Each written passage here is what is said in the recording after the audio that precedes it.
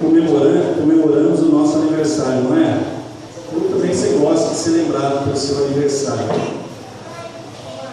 Deus, os pensamentos de Deus, a proposta de Deus para o ser humano, às vezes contraria até a lógica. Você comemora o seu aniversário. Nós comemoramos a morte de Jesus. É para a gente comemorar a morte de Jesus mais do que o seu nascimento, diz a Bíblia. Tem duas ordenanças na Bíblia que a gente deve cumprir. Primeiro, o batismo. Segundo, a ceia do Senhor. Ele falou isso para você lembrar da morte dele. A morte de Jesus é o ápice, é o posicionamento maior do acontecimento da história humana. É a morte de Jesus. A morte de Jesus é o ponto fundamental da redenção da raça humana. A morte de Jesus. A morte de Jesus é o ponto culminante naquilo que refere à sua salvação e à minha salvação, a sua condenação e a minha condenação, a condenação das pessoas. A morte de Jesus acaba abolindo toda essa condenação e dando salvação. A morte de Jesus. É por isso que nós comemoramos a ceia do Senhor. Quem pode comemorar a ceia do Senhor? Nada lá em 1 Coríntios 11.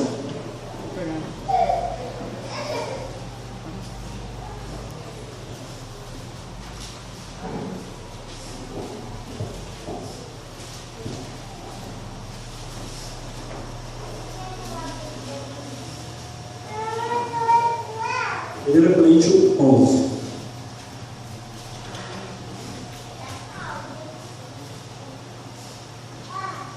Feche seus olhos, você que já achou, feche seus olhos mais uma vez.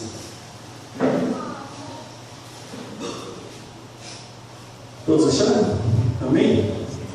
Senhor, em nome de Jesus, pedimos a unção do Teu Santo Espírito sobre a minha boca e pela mente e os corações dos irmãos, para que, em nome de Jesus, com toda a reverência e com todo o nosso entendimento e de todo o nosso coração, que haja compreensão da Sua palavra. Para isso nós te pedimos, em nome de Jesus, a ação do Teu Santo Espírito agora, para que possamos compreender a Sua boa e perfeita vontade. Nós sabemos sobre a ordenança do Senhor, sobre a ceia do Senhor, e nós queremos cumpri-la de modo que agrade o Teu coração, sabendo que não é simplesmente mais um evento numa determinada igreja, mas sabendo da real compreensão desse momento sublime, que onde nós vamos lembrar, estudar, meditar sobre a morte do Senhor e Salvador Jesus Cristo.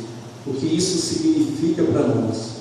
Queremos compreender, queremos entender, queremos sentir o Teu poder. Por isso nos ajude na compreensão da Sua palavra e que Teu Santo Espírito tenha plena liberdade nos nossos corações e na nossa mente agora. Para isso nós pedimos que o nosso pensamento mundano seja cativo agora, seja preso, e que o Senhor libere todo o nosso entendimento, para que, desprovido de qualquer arma, possamos compreender o real significado da ceia do Senhor Jesus. Nós te pedimos no nome santo do Senhor Jesus. Amém. O povo de Israel, ele vivia preso no Egito. Eles ficaram no Egito 430 anos, lá no Egito. 230 anos provavelmente como escravo. Eles estavam numa boa terra. O povo hebreu é descendente de Abraão, Isaac e Jacó. O José foi vendido pelos seus irmãos, cresceu lá e ficou 430 anos lá no Egito. A terra deles era uma terra boa, chamada terra de Canaã. Abraão possuiu essa terra de Canaã, Isaac e Jacó. Aí teve fome lá, eles desceram para o Egito. José era governador do Egito. Eles ficaram 200 anos, levantou um faraó que não conhecia o povo hebreu escravizou. Não se conhecia a história de José escravizou, escravizou 30 anos. E eles ficavam lá pensando: quando nós voltaremos para a nossa terra? Que maneira a gente vai voltar? E Deus levantou um homem chamado Moisés. E esse homem Deus levantou, capacitou e enviou para lá para o Egito. E lá Deus fez prodígio através dele. E lá Deus estabeleceu 10 pragas para que aquele povo do Egito libertasse, os egípcios libertassem o povo hebreu. E lá teve várias pragas. A última dela foi a morte do primogênito de toda a família, o primeiro filho de cada casal e o primeiro de cada animal. De todo o Egito morreu. Deus o matou. Na 10ª praga, o faraó falou assim: esse povo aí tem um Deus diferente na vida deles, esse povo hebreu. Porque as mulheres hebreias, eu estava dizendo isso na escola bíblica hoje, as mulheres hebreias tinham filhos, tinham parto natural, e tinham muitos e muitos filhos, e não ficavam doentes. Povo de Deus.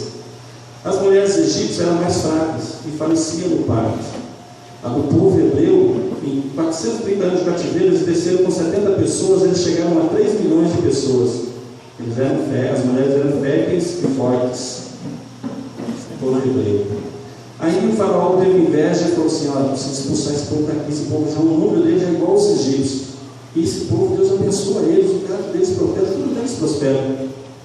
Aí Deus mandou um libertador e morreu ali para o primeiro filho de cada casal do povo egípcio, do povo, daquele povo ali. Mas por que eu estou contando essa horinha? Porque ali instituiu a Páscoa nesse último dia. Ia passar o anjo que ia matar o primogênito de cada povo, e no sangue de cada porta eles matavam um cordeiro e aspergiam na porta da casa do povo hebreu, do povo israelita, aspergia ali, e o anjo do Senhor naquela sombra passava e entrava para dentro das casas que não eram do povo de Deus, e ali morria o filho querido daquele casal, o primeiro filho. E foi assim em todas as casas do povo do Egito. Mas no povo hebreu, o Espírito de Deus não entrava. E não morreu nenhuma pessoa do povo hebreu. Enquanto para aquelas famílias que não serviam a Deus era terror, para dentro do povo hebreu era festa, era churrasco. Contraditório, né? Você sabia que quando Jesus voltar vai ser terror para uns e alegria para outros? A gente que vive dizendo não, para o pecado, limitando isso, não posso fazer isso, não posso fazer aquilo, para você vai ser festa, para esse povo que faz de tudo vai ser guerra, tormento, aflição, angústia, dor e morte. E entrou o anjo libertou, ele estava ali festejando, ele tinha matado um cordeiro e ali instituiu a Páscoa do Senhor. Passou-se o tempo, o povo foi liberto, e falou: vai esse povo daqui. 2000 anos de história, 2000 anos se passou, eles lembravam e contavam para os filhos o seguinte: olha, eles lembravam do cordeiro que foi sacrificado, eles lembravam do Deus que o livrou, o Shalom, Deus provedor, lembravam da libertação, da escravidão do Egito. Eles ficaram 2000 anos comemorando isso, até que veio Jesus e João Batista. Chegou a época de Jesus vir ao mundo, chegou a época de João Batista falou assim: eis o Cordeiro de Deus que tira o pecado do mundo. Está em João capítulo 1. Aí todo judeu, todo o povo israelita se identificou sobre o acontecimento. Quem que é esse Jesus? O Cordeiro de Deus que tira o pecado do mundo. 1 Coríntios capítulo 11, eu quero retratar para você o que significa a ceia do Senhor, e eu vou fazendo isso, nós vamos ceiar com o Senhor. Quem que deve ceiar? Porque deve ceiar, que significa a ceia do Senhor. Então a ceia simboliza, preste atenção, ceia simboliza pão é pão, comprado aqui, suco de uva é suco de uva, comprado aqui. Mas aqui tem uma questão simbólica aqui. O pão significa o corpo de Cristo, o cálice significa o sangue de Cristo. Jesus falou assim: fazer isso em todas as igrejas, em qualquer lugar do mundo, fazer essa cerimônia. Então a ceia simboliza o poder regenerador na vida de cada crente. E o batismo? O batismo significa, simboliza o poder santificador. Enquanto o batismo é o primeiro passo para a vida cristã, a ceia é os passos seguintes da vida cristã, é o poder santificador. Batismo é o poder regenerador, simboliza o poder regenerador. A ceia é o poder santificador. Por isso que cada vez que a gente ceia, a gente come o pão e bebe o cálice, a gente está tomando para si a vida de Cristo. Muito forte isso. Você está fazendo um pacto de sangue com Cristo. A Bíblia diz isso. A Bíblia diz isso. Você já viu nesses centros de macumba que a pessoa faz pacto? Já viu falar de alguma delas? A pessoa corta o punho e faz um pacto. A ceia é um pacto que você está fazendo com Cristo. Aonde está isso na Bíblia? A gente vai ver. É um pacto. Então, por isso que tem pessoas que fazem pactos demoníacos, os demônios ficam fazendo festa na vida e na família dela, perdurando por séculos, de pais para filho. Deus visita a maldição dos pais do filho até segunda, terceira e quarta geração, diz a Bíblia. Maldição, pacto. Ah, mas se meu pai fez, se você se converteu, se você aceitou Jesus, fique em paz, fique tranquilo. Mas se você não aceitou Jesus, você não tem esse pacto com Cristo, você é um sério candidato a ter outro pacto de alguém que você nem sabe. 1 Coríntios capítulo 11. O apóstolo Paulo está orientando a igreja sobre a ceia do Senhor, e ele fala umas coisas aqui interessantíssimas. Ele fala primeiro,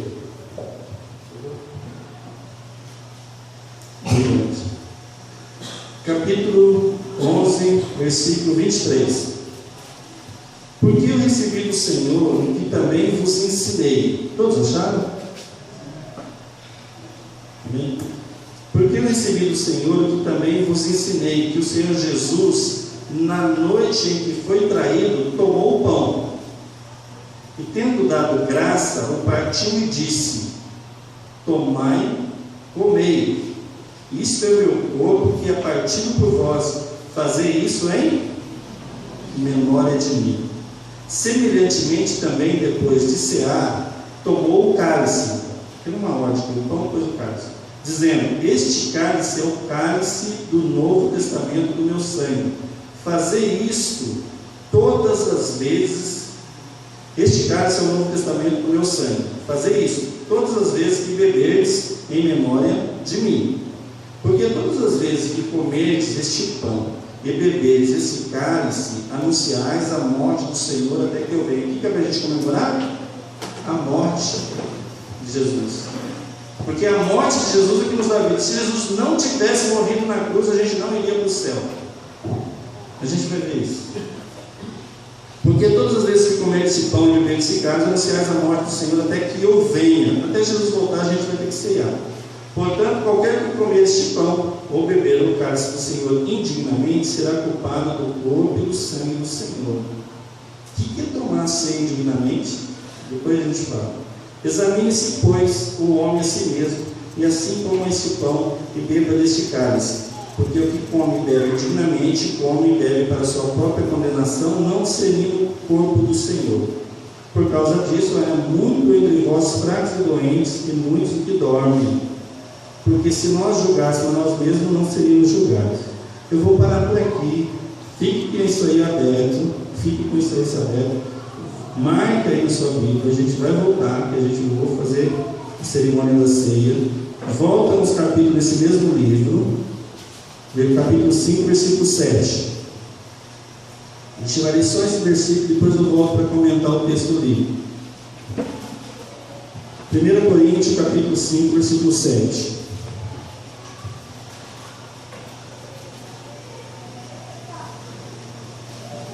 Todos acharam? Alimpai-vos, pois, do fermento velho, para que sejais uma nova massa, assim como estáis sem fermento, porque Cristo, nossa Páscoa, foi sacrificado por nós.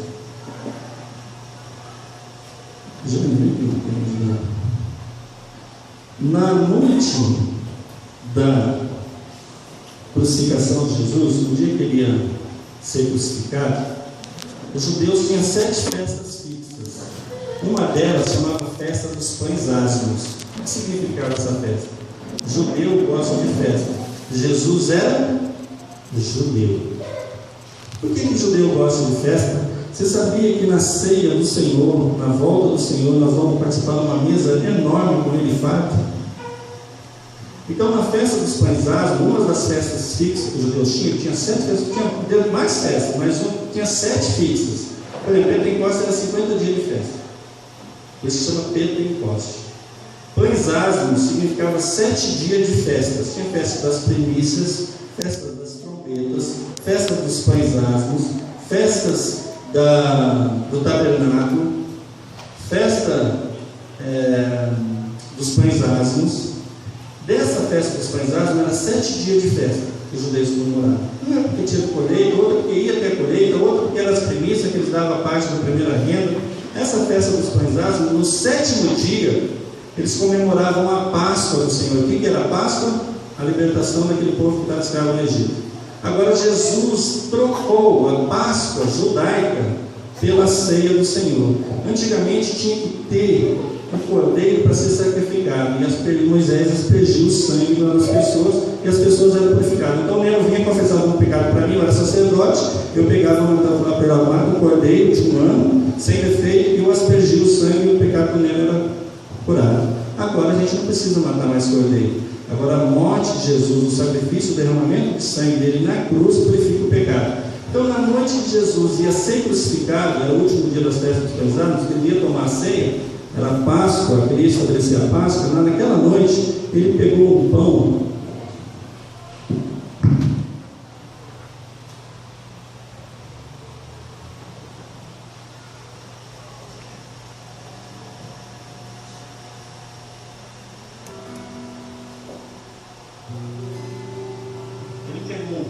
aquele pão era sem fermento.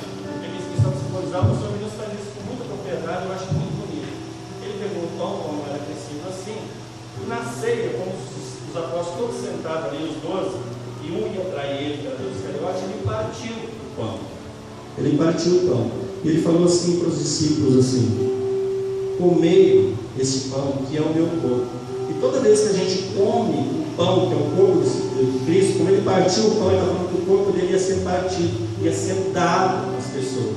Então, quando ele partiu o pão, ele começou a distribuir para cada discípulo seu. Ele falou assim: comei isso em memória de mim. Então, toda vez que a gente come esse pão, ele simboliza que a gente está falando assim: olha, eu participo desse sacrifício. O sacrifício de Jesus para mim não é vão.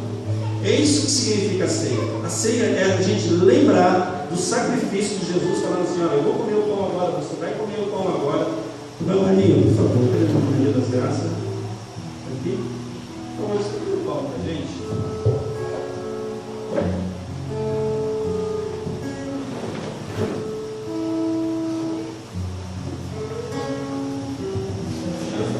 E a Senhora Maria distribuiu o pão. Quem pode ceiar?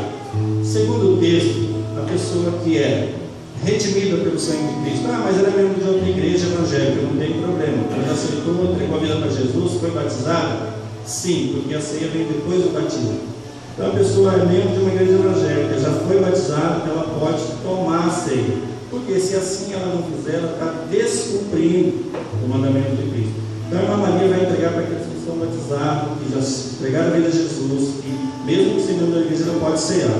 Então, nesse momento, a irmã Maria pode entregar. Nesse momento, Jesus partiu o pão e falou: tomai e comei isso em memória de mim. Então, é isso que a gente vai fazer agora. E naquele momento que Jesus estava fazendo isso, ele estava onde? Numa mesa. Ele estava numa festa. Então, toda vez que a gente come o pão, mas não é para comer com tristeza.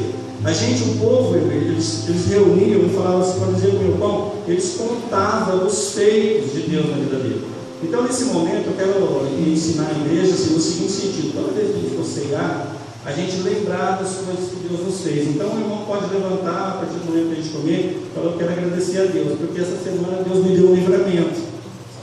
Eles agradeciam a Deus. Olha, eles falam assim, eles ceiavam e falavam assim: olha, a gente está fazendo isso. Antigamente eu tinha uma vida assim, hoje, Deus, essa comunhão com o Pai, eu tenho uma vida assim. Então, por isso que a gente, a partir desse momento, quando a gente for ceiar, a gente lembrar: se você não quiser falar alguma coisa, você dizer em pensamento para Deus, agradecer pelos feitos dele. Porque a partir desse momento que você está pegando o pão e você vai comê-lo, você está dizendo: eu tenho um pacto com esse sacrifício. Esse sacrifício de Jesus é o meu sacrifício. Essa vida de Jesus é a minha vida. Isso é fato. Porque toda vez que a gente ceia, toma o pão e toma o cálice, e a gente toma indignamente, a gente está dizendo, olha, isso aqui é só um simbolismo, não serve para nada. Então toda vez que a gente ceiar, a gente tem essa consciência. Tá? Vou esperar a irmã Maria distribuir. Então o pão significa o corpo, a carne de Jesus.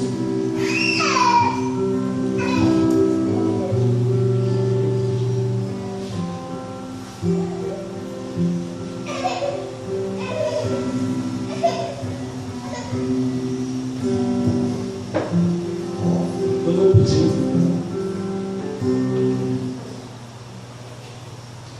Tá, então comamos o pão. Feche seus olhos. Esse pão que você está comendo, você está dizendo que você aceita o sacrifício do Senhor Jesus e faz parte desse sacrifício, e você vai honrá-lo com o seu corpo, com a sua vida. Isso é parte.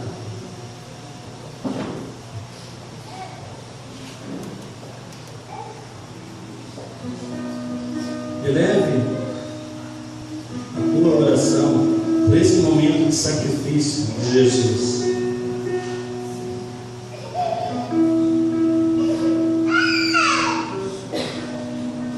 Agradeça a Ele. Diz a Ele que o sacrifício dele não foi em vão na sua vida. Lembre de tudo aquilo que Ele tem feito em sua vida. Agradeça a Ele.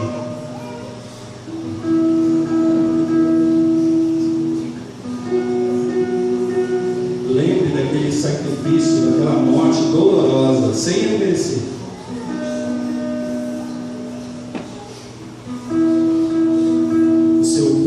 Transpassado por uma espada, foi chicoteado. A morte de Jesus foi cruel. Os céus para me encontrar aqui não é o seu lugar, um amor assim. Vou pedir que você fique de pé e cante conosco.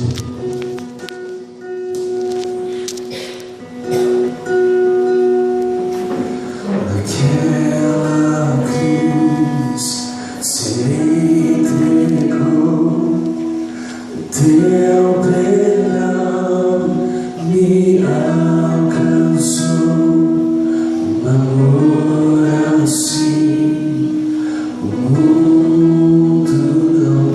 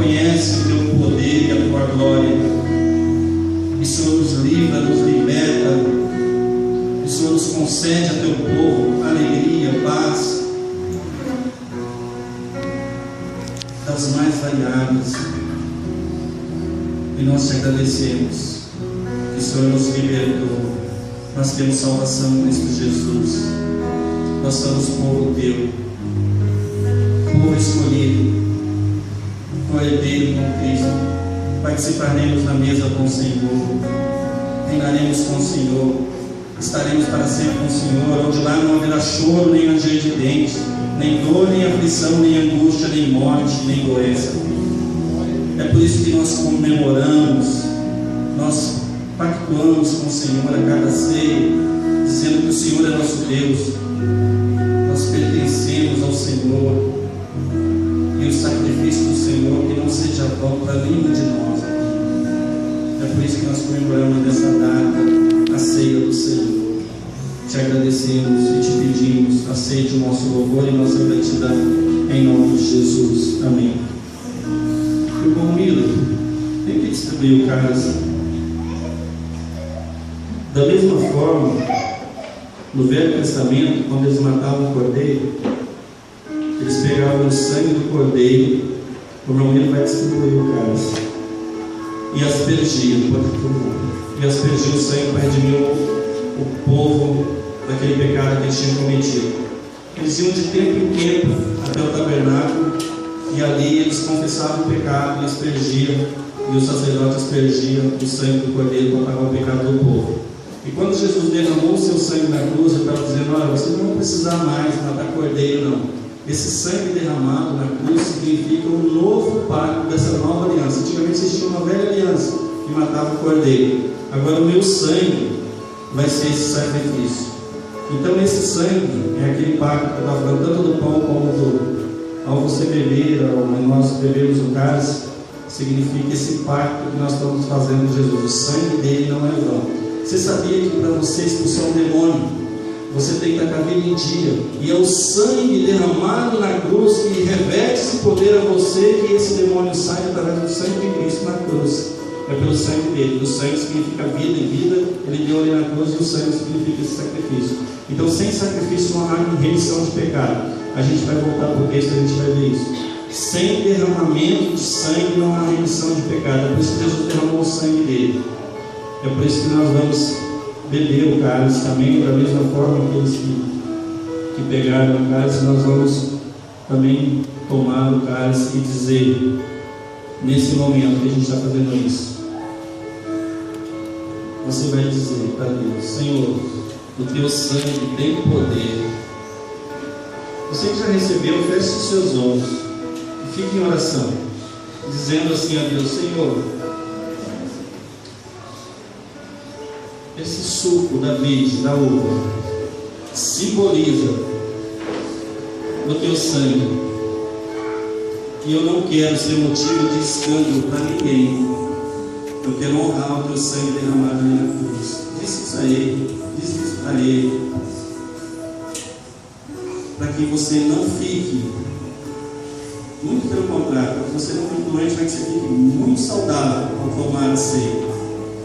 Porque você está fazendo um pacto não com ordens espirituais da maldade, esses pactos que essas seitas fazem, mas você está fazendo um pacto com o Deus Criador.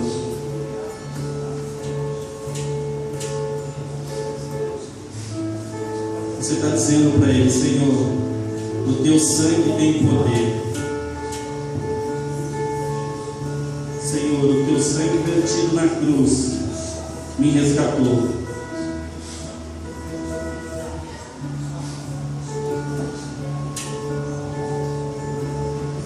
Diz a ele que se é dele, você pertence a ele. Peça a ele, esse sangue tem poder. Peça a ele que livre você de toda angústia, de toda dor. Eu não sei como você entrou aqui. O sangue de Jesus tem poder.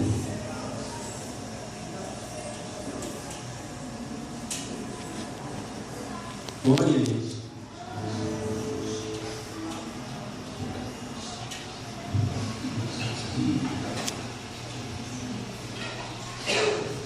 Da mesma forma, agora nós vamos tomar o cálice.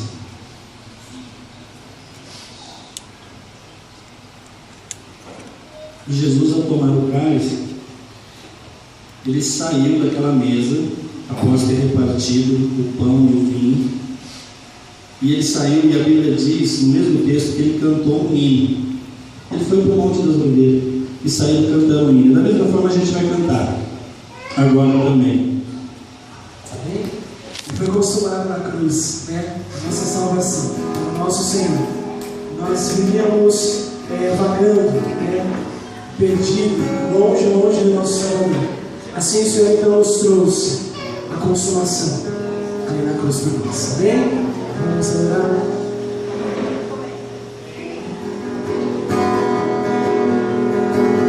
Nós vamos adorar o Senhor.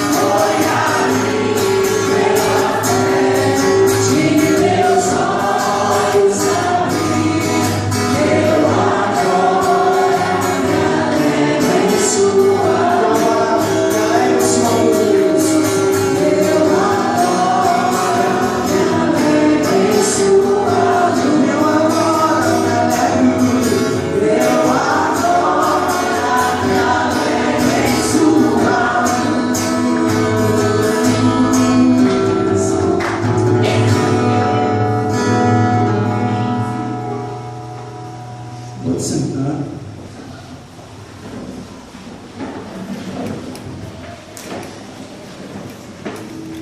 Antigamente, Deus escolheu um povo específico, o povo judeu, os hebreus. Ele ia sacrificar o cordeiro e eles eram para o pecado. Jesus veio e estendeu essa salvação a todo o povo, a toda a raça humana. E agora o cordeiro de Deus, que é Jesus, quem aceita o sacrifício dele e o aceita, tem direito, tem acesso ao céu. De que forma? Pelo Jesus como seu Senhor e Salvador. Talvez você tenha ficado assustado, porque esse negócio de pacto fala muito e propara muito nesse centro, né? Mas pacto significa que você está compactuando, você está se tornando parceiro de alguém. Então, quando a gente fala assim, isso é um pacto da nova aliança, a Bíblia afirma isso. Eu gostaria de mostrar para vocês.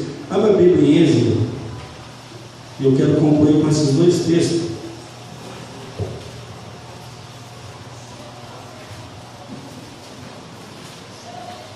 Então, nos tempos antigos, toda palavra dada num testamento tinha que ter pacto.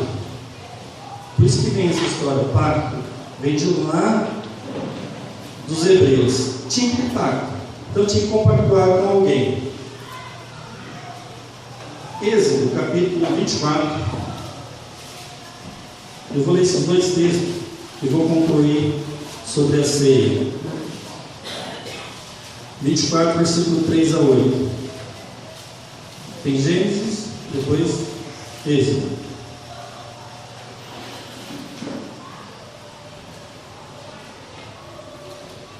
Como que era o pacto para a pessoa receber o perdão e como que é o pacto hoje? Diz assim, todos acharam? Veio, pois, Moisés e contou ao povo todas as palavras do Senhor e todos os estatutos, Então o povo respondeu com uma voz e disse: todas as palavras que o Senhor tem falado, faremos. Moisés escreveu todas as palavras do Senhor e levantou-se pela manhã de madrugada, edificou um altar ao pé do monte e 12 monumentos, segundo a dos filhos de Israel.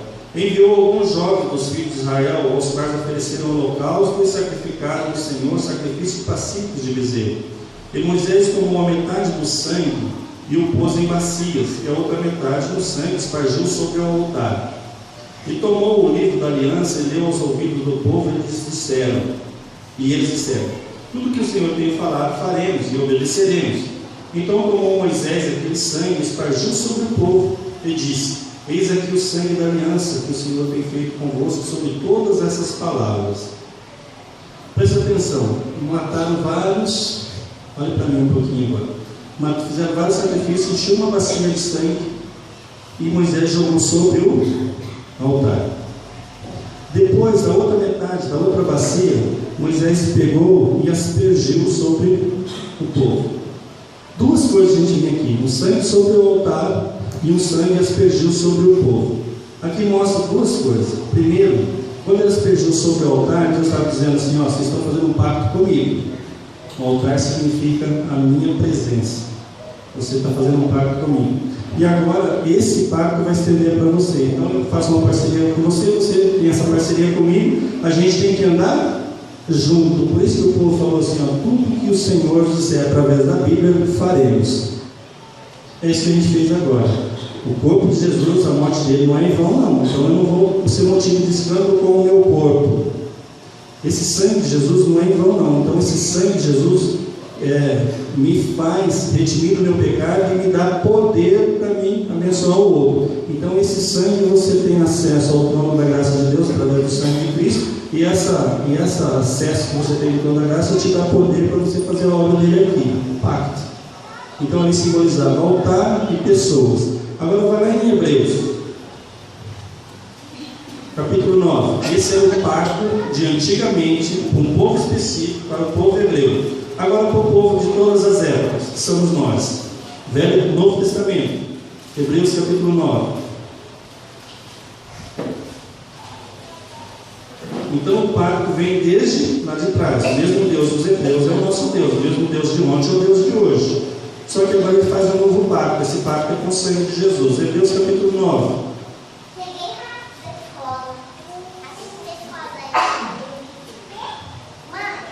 versículo 14 a 24, eu vou ler.